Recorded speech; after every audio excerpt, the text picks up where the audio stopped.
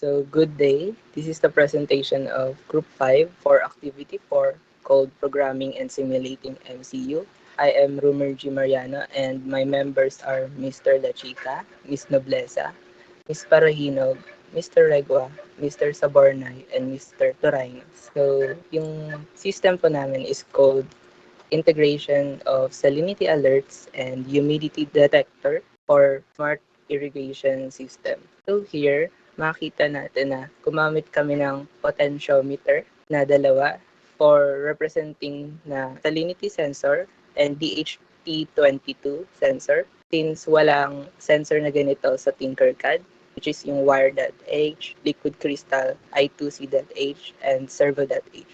So for the setup, dito initialize yung para gumana yung LCD natin and to specify rin kung yung sensor ba na ginamit is input or output and also initializing na kapag in-start yung simulation, ang lalabas sa unang line ng LCD is smart irrigation and sa pangalawang line is yung system initializing. So for the void loop or yung function ng mga sensors, dito, kinukuha yung data from the sensors using the analog grid. And also, since ang potentiometer natin, ang minimum niya is 0, and ang maximum niya naman is 1023, pinalitan natin ito ng 0 to 100 para maging accurate siya sa sensor na nire-represent nila.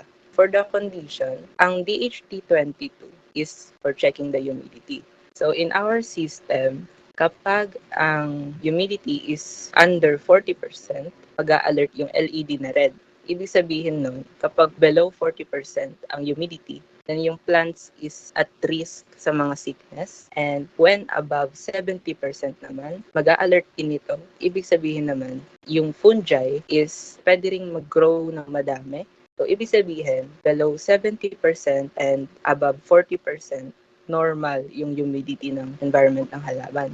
So, here naman sa salinity sensor, kapag lumagpas ng 3 decisiemens yung salinity ng lupa, mag-a-alert yung LED na yellow. Ibig sabihin nun, yung salinity ng tubig is mataas, dangerous ang mataas na salinity sa mga halaman. So kapag nalagay ito sa soil, then may risk na mamatay yung mga halaman if hindi nila kaya yung kalaking salinity na decisiemens per meter.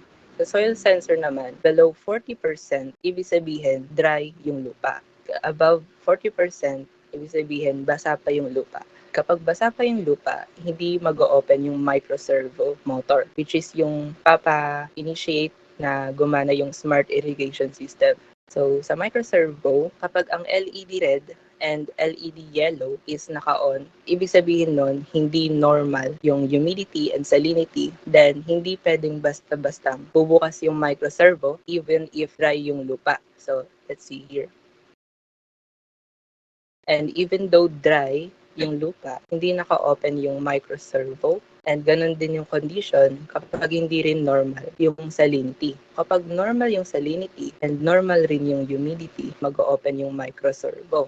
Ibig sabihin, gagana na yung smart irrigation system or yung pagdilig sa mga halaman. And that's that for the schematic of our proposed system. And Mr. Torino will explain the computation for this part. Hello. I'm Julius Torino and I'll be discussing the computations. So, nilagay na namin dito yung mga computation ng mga LED or light emitting diode. Ang ginamit naming formula is current is equals to the voltage source minus the voltage of the LED divided by the resistance. So as you can see sa unang red na LED, ang VCC natin nakalagay sa pinakataas which is 5 volts minus 1.8 volts which is yung voltage ng red LED. And then to be divided by 220 ohms. So ang equals nito is 14.5 milliamperes. And then ang power niya is equals to 46.6 milliwatts. Now moving on sa orange LED, same formula pa rin, but the orange LED consumes more voltage, which is 2.2 voltage divided by 220 ohms ulit. So it's equals to 13.6 milliamperes, and then the power is 40.9 milliwatts. Sa yellow LED, same formula pa din, different power consumption by the LED, and then yung equals niya is 13.2 milliampere, and then yung power niya is equals to 38.2 milliwatts. So ang ating total LED current is 41.3 milliamperes pag nakabukas lahat ng LED. Moving on naman sa Arduino Uno, which is equals to a 70 milliamperes.